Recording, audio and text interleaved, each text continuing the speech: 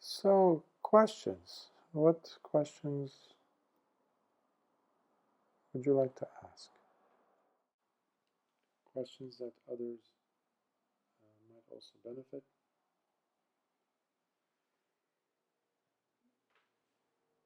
When we talk about being present in the body and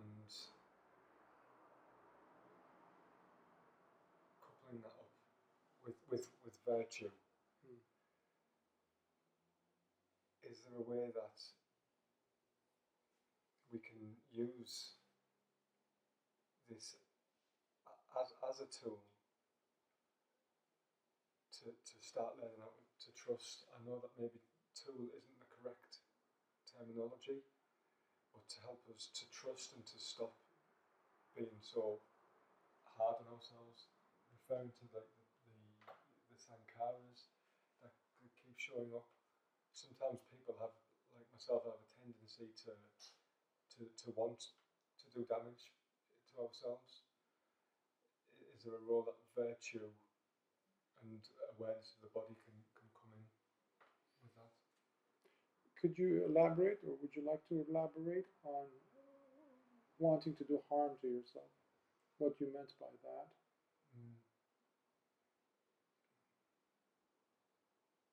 Is it psychological? Yeah, psychological, yeah. Could you clarify?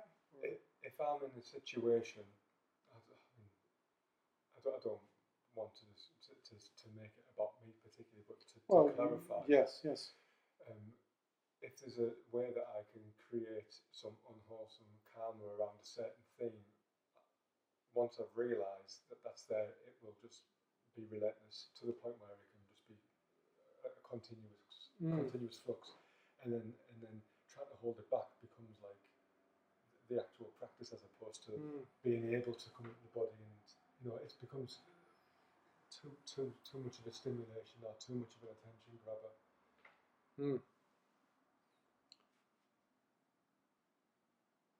There is this tendency that people have where we want something, and we want something at the exclusion of other things. But the way we go about trying to get that thing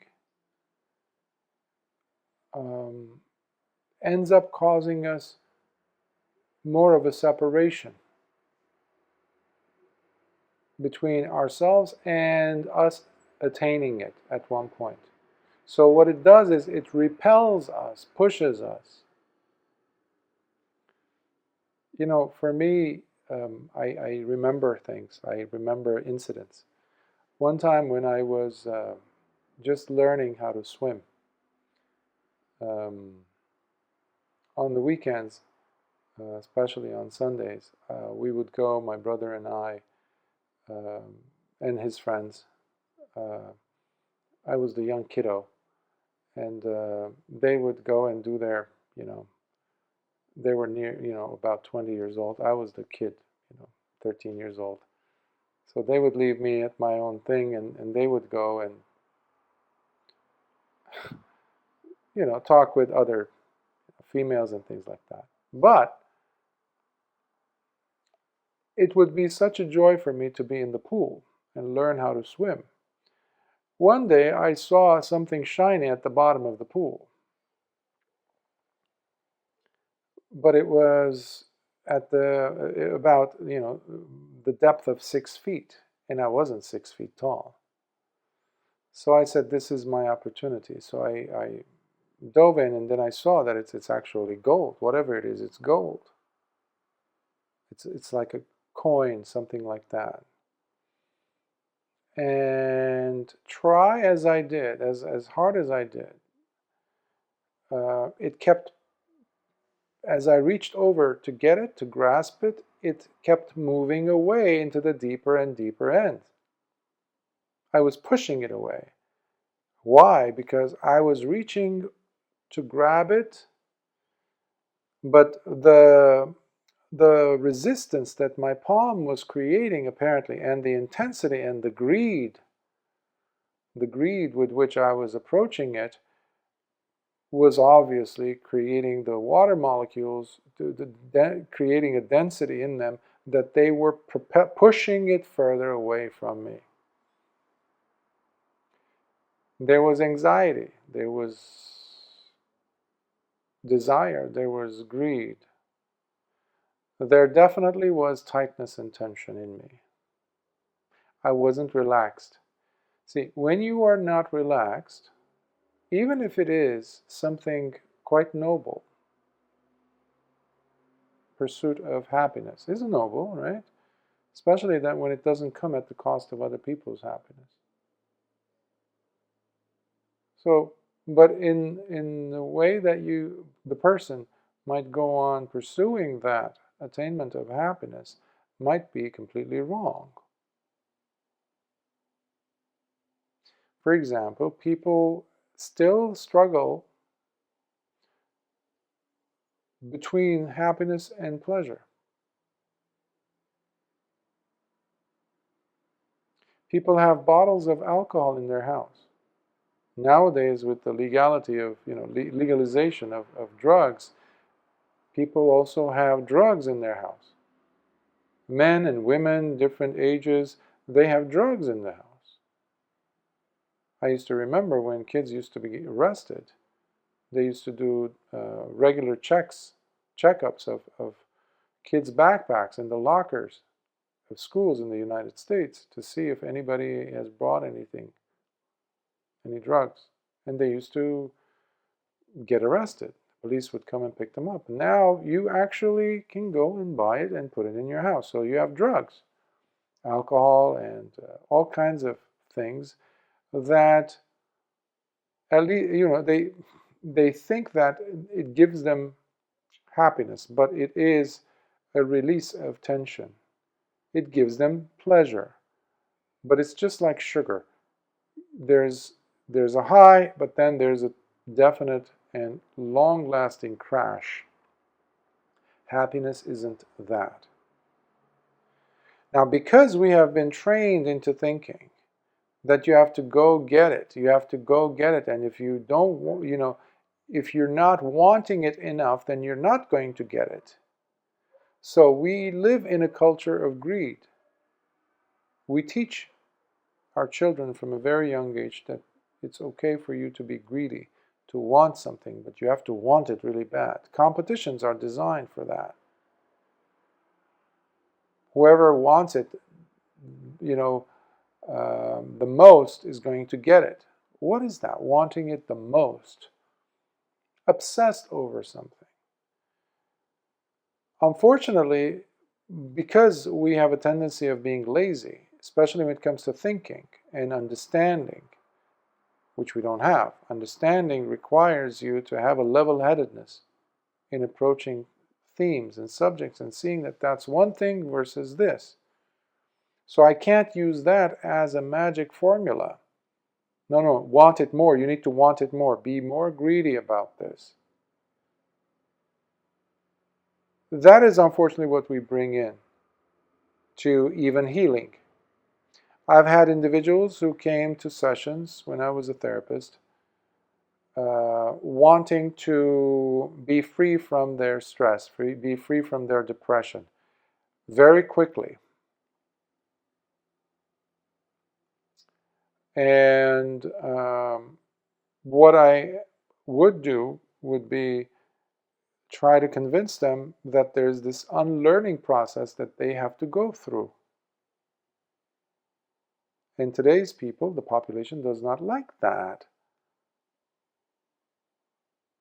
Like a person going into an acting coach and saying, I want you to teach me how to be an excellent, Oscar-winning caliber actor. How long does it take? Or somebody going to a martial arts instructor, a good, legitimate martial arts instructor, and says, I need you to teach me. How long does it take for me to know this skill, to master it? The teacher will, shrug his shoulders and say, that's a stupid question to ask. There's no, a measure of time that you can correspond to your desire here. It doesn't fit. You can't force it. The only thing you can do is you can bring in the right tools, and having that approach is definitely not the right tool. Now, why am I saying this? Because in the desire to feel compassion towards yourself, where you do not end up harming yourself psychologically, emotionally, by doing exactly what you dislike, what you despise, in fact, by ending up doing it, how can we avoid that mechanism? The first thing that has to come outside, get out of the, be removed from the table, is your greed for it. Because there is a desperation. It's a sign of despair, anguish. In fact, it's very defeatist. You're already defeated. You're approaching it like that. So,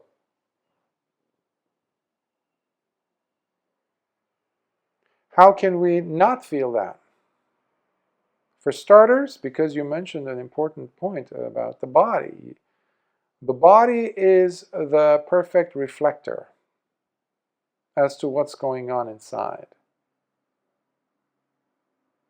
A person can be talking about love and saying, I love you, but then you're looking at their body.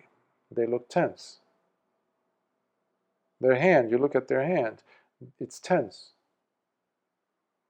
You notice their chest or their belly, they're not breathing enough. It's shallow breathing. The muscles on the face are tight. The eyes are not moving. The lips are kind of pulled in and become slender. Something's up. Why? Because their body is telling you what they are not telling you with words. The body will not lie. So, a person who is approaching with anguish and despair will not experience relaxation. Happiness requires you to be relaxed. When a person is happy, they become relaxed. So, you need to allow yourself to be surprised with happiness, to be greeted with happiness, to be okay with yourself. That is the first thing. Now, how can you say, how can I become like, how can you put yourself into that mindset? Forgiving yourself, first of all, that you did have a past where you did go through these ordeals, where you want one thing, but you end up doing the opposite. As a child of complex trauma and actual traumatic events that have happened to me, which I've gone over many times, I don't want to bore you or listeners with it, but I experienced severe case of PTSD at a very, very young age due to war, etc. And that lasted for over 20 years, day in, day out. So over the course of that time period, I actually, even before that event took place, I used to struggle with sleep, meaning insomnia was always the norm. And what I used to do, this really accentuated itself when I did have the PTSD really erupt, was that I would find myself fighting with psychological warfare. I was in the midst of it, trying to convince myself, playing these tricks to allay, to push away, to logically, to somehow beat these thoughts with new thoughts. right? You're nodding.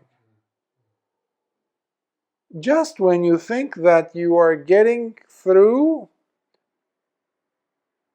you realize you didn't, because now you have gone a little bit deeper into the sinkhole, into the quicksand, which was not what you wanted. So now you have added your frustration. A few more buckets of frustration have been added. And time has passed and your eyes are burning because you're not falling asleep. Especially when in the morning you have to go to school and you have a test to take at school. So now you're angry on top of that. On top of the fact that you're dealing with insomnia and you hear other people snoring around you, sleeping comfortably like a baby, and you're like, now you're angry also because it's unfair. You haven't done anything, but you're feeling this and you're experiencing this. So now you fight even harder with more intensity, with more greed, because this is happening and you want it not to happen. So it's like grabbing a cup of muddy water and forcing that portion that you think is the muddy portion of the water down. Or you take a spoon and you go in there digging into the water and pulling out, splashing out with a spoon parts, quote unquote, of the water that you are convinced is where the mud is found. After some time, after a few a decade, I realized the best way would be to ignore, because I noticed that I wasn't falling asleep at the end of like a 3-hour long battle. It wasn't because I outsmarted it by different psychological tricks, arguments with myself. It was due to exhaustion. I was literally exhausted. I saw that was happening. And when you're exhausted, what do you do? You exhale and you just drop. You lean back. You say, I'm tired. I give up. I give up. You stop fighting. You basically begin to relax. You rest. Something amazing happens. The force that was coming at you also diminishes because you are not inputting, you are not adding fuel into it. Upadana is a term we have in Pali within the teachings of the Lord Buddha. It's usually interpreted or translated rather as clinging or grabbing or grasping. I like grabbing better. Holding on, latching on. But most people don't consider the other definition of upadana, and that is fuel. Now, a gallon of gasoline is a liquid. So is water. A gallon of water is a liquid. Now, if you have a fire, when you have the choice between these 2 gallons of liquid, which one would you choose to extinguish it? Yes? Yeah, the water. The water, obviously. Now, when you are, however, desperate, you know where this is going. You know, because your experience says it all. You know this. In our desperation, we reach for the gasoline. Why? Because it makes a louder bang. There's a lot more fume or fumes to come out of it. Because now the whole place is going to be set ablaze. Why? Because we're addicted to that battle. Secretly. It keeps us active, because we don't know what to do with a body that is relaxed. Interesting. We don't know what to do with restfulness. We cannot see ourselves, honestly, happy. Yes, essentially, we are afraid to be happy. Why? Because we've been seeking after pleasure for such a long time. We are always left empty-handed. That's another term for dukkha, by the way. Dukkha is not just suffering or dissatisfaction. It is severe level of disappointment, depending on how much you went after this thing, by the way. When you did get to it, it left you completely blank. You got it, you grabbed it, but poof, it's empty. That's why we jump to the other thing. Craving comes in and says, no, no, no, go after the other thing, promising you something else. And we are so gullible. And we are so afraid of experiencing happiness that we will convince ourselves that that's the thing to do. So we are in love with that quest of seeking after things which we will never attain. It's a gloomy image, isn't it? Now, if you leave it at these impulse, these drives, if you leave it up to them, without sitting down and really writing these things down by identifying the patterns that which you follow blindly, you need to get sick of this. Just like I used to get sick of fighting against the insomnia. Just like I got sick of keep reaching for that coin in the water.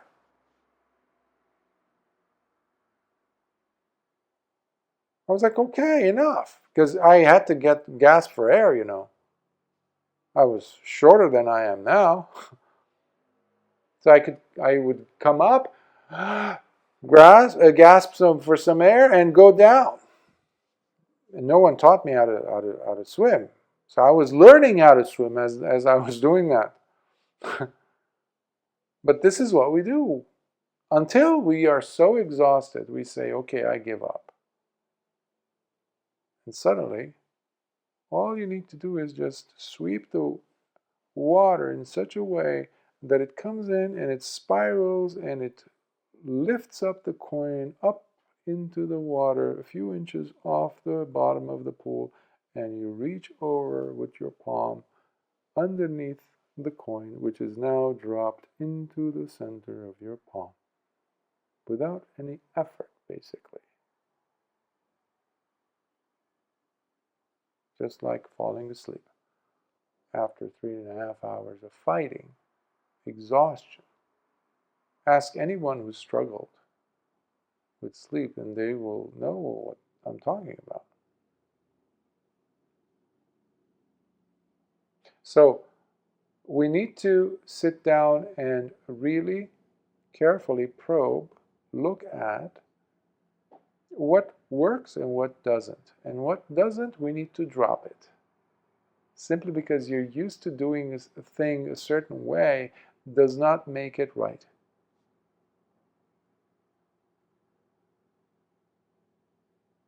And that's where the pain comes in. That's where the self-harm comes in. Even psychological harm. That's the worst. There's a lot of us, actually, that's what we engage in. We have a big fat smile on our face. We pretend and pretend and pretend. Meanwhile, we are sobbing underneath the skin. Most people are not happy because we've lost contact with the proper North Star of our life. We don't have the compass anymore. We don't know what's happening. Unfortunately, we look outside ourselves for the compass, and that's wrong. You cannot control the outside situations. You cannot control your partner, your wife, your husband, your child, your parents. You can't. The predictability isn't there. If there's anything predictable, then it is the impermanence of situations, circumstances. The well-being that you have right now, attaching yourself to it, is asking for trouble.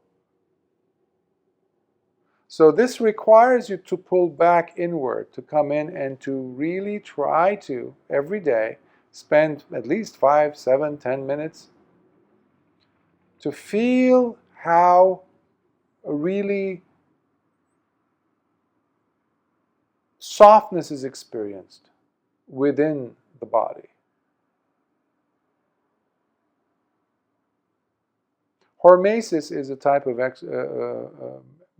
activity that people do where you intelligently place the body in rather seemingly uncomfortable situations, such as being in temporarily getting a cold shower, especially when it's not very hot outside. I mean, you will still feel the benefit when it's hot also, but especially when your body says, no, no, no, I'm expecting you to bathe me in warmer, at least lukewarm water. So temporarily you expose it to shock, healthy shock, where you control. This is very important. You must be able to control the situation. So your mind knows. Otherwise, you will re-traumatize yourself. That's a bad thing. No, we don't want that. This is why I recommend people to um,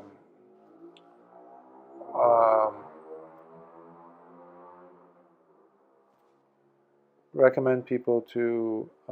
really um, hold the reins, as it were. Another one is um,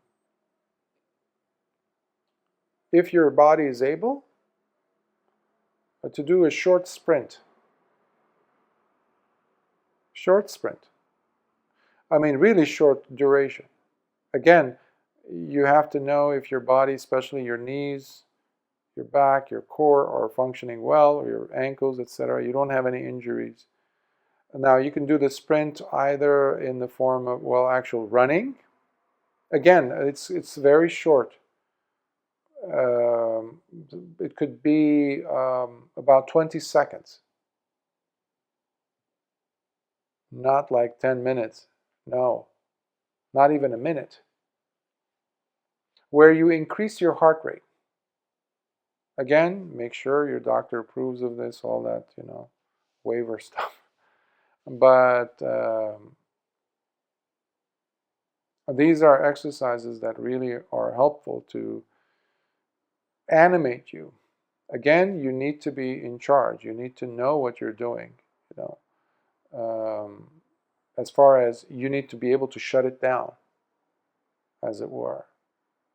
You can always turn the knob back to the warmer, um, faucet, I guess, the spraying, in the bathroom if you're showering and with cold water.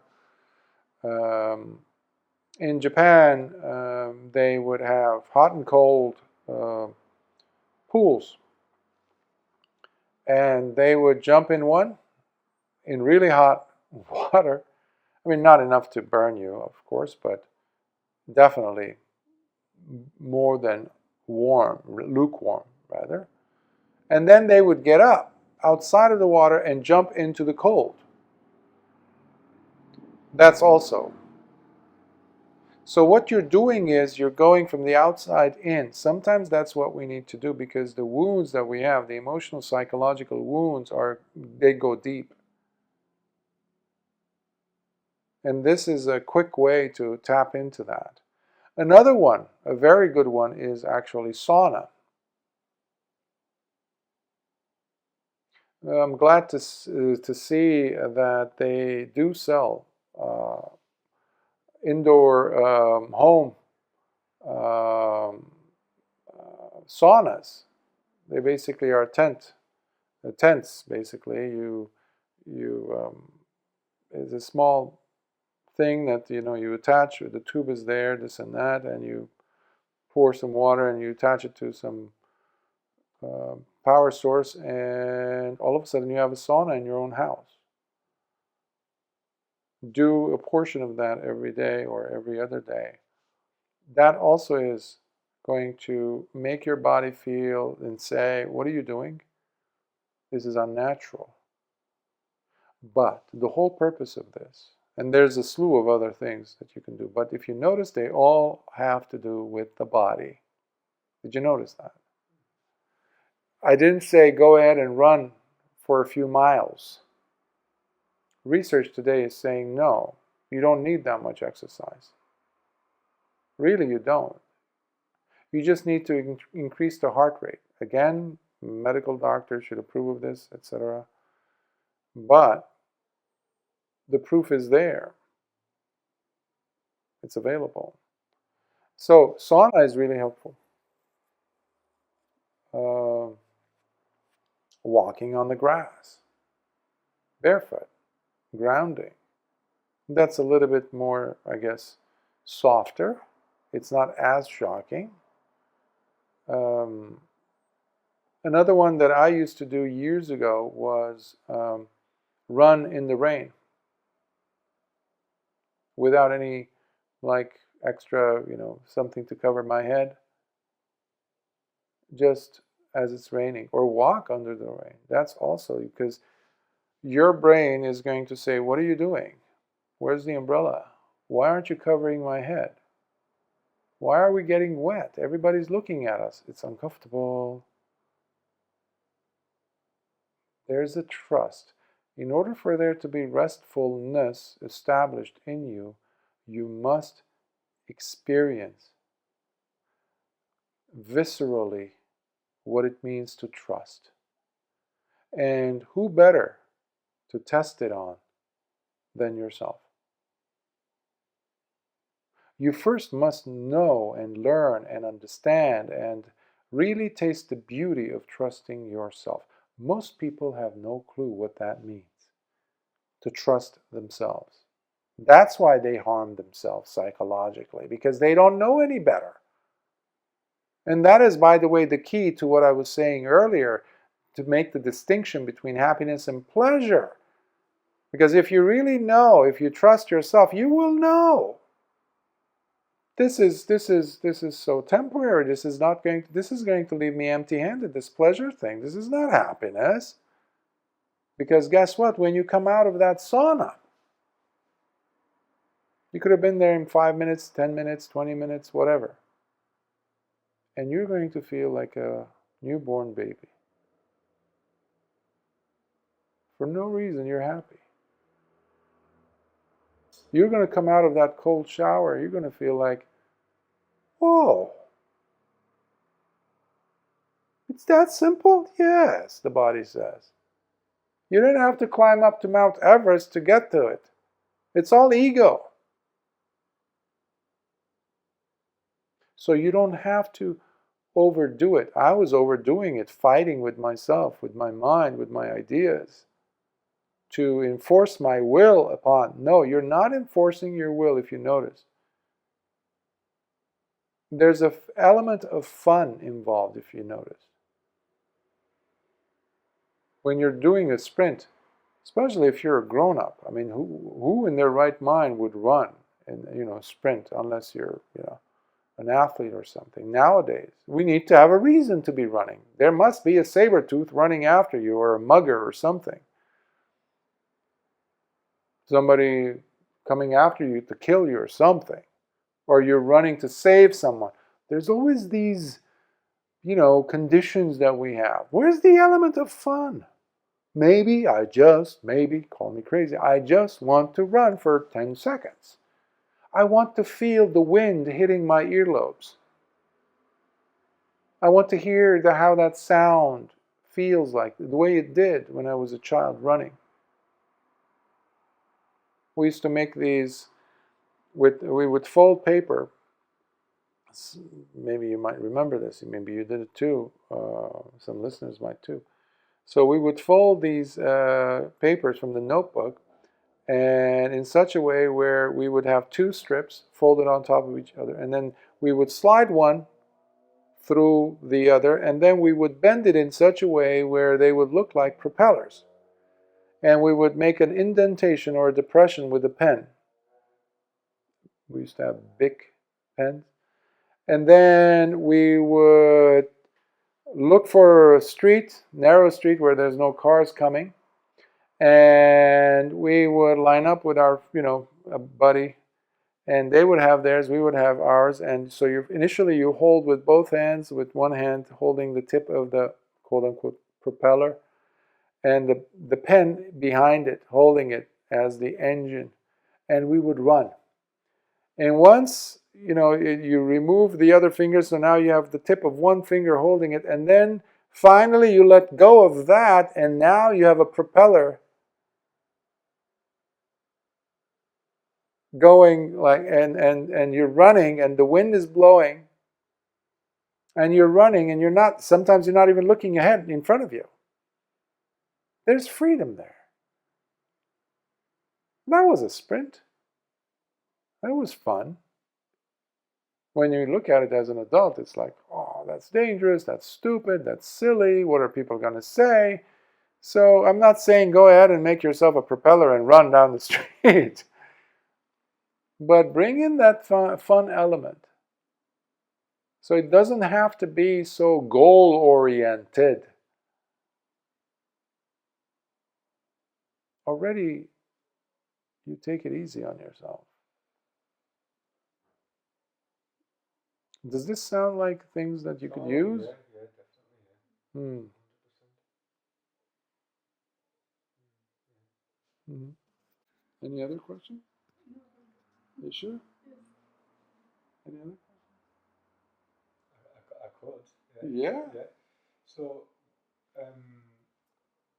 when it comes to like having this sort of like wholesome fun for the sake of fun, or just being playful for the sake of being playful.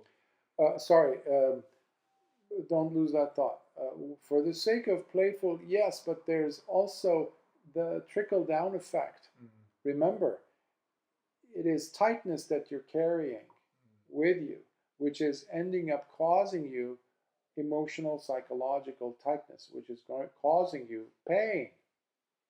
So it's not just pain for fun, fun for fun's sake. You actually are getting the proof of it as you're opening up, as you're relaxing into it. You're activating other parts of your brain while your muscles are getting active for the first time, in fact. Because we've become very heady creatures, organisms. The body is always out of the equation. And that is a recipe for sickness. And that's why most of the planet is sick. Before you go and see a therapist, you need to also start a physical regimen. You need to connect with the body. I'm a therapist, okay? I work with thousands of patients. I know what I'm talking about. Most therapists will say, yeah, come, I'll charge you this and that. Freud used to see patients 6 times a week, the same patient, by the way. Talk about a failed therapist. No. Sometimes all they have to do is go and do, I don't know, do some what do you call it? Calisthenics, thank you. They need to go get a, I don't know, cold shower. Do some gardening with their hands, with their bare hands. Do some rock climbing. Play with the sand. When was the last time you actually went to the beach and tried to bury yourself in the sand, wet sand? Just your feet, just dipping your feet in the water enough so that the sand would engulf them, just a little bit, and move, wiggle your toes, feel the sand between the toes. How's that?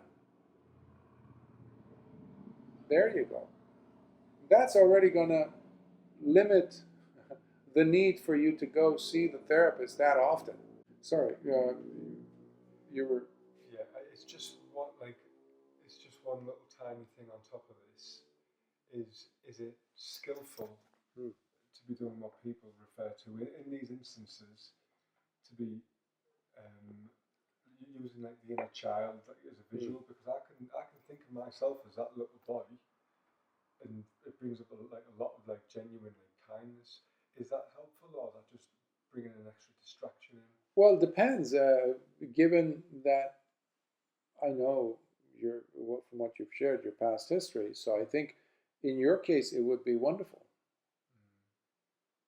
There would be a lot of healing there.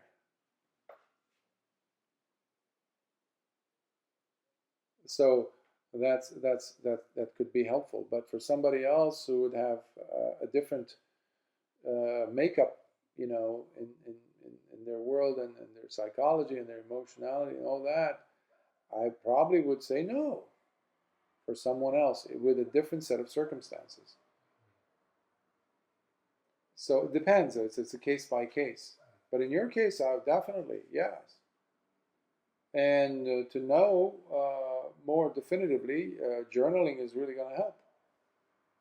Journaling is really, really, really helpful.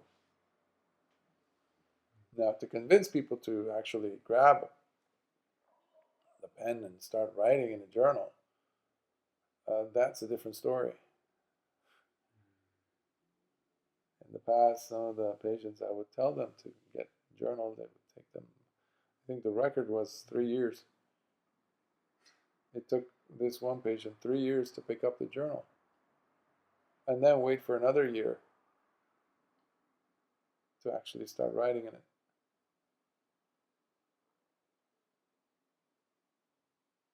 So, um, connection to and with the body is primary.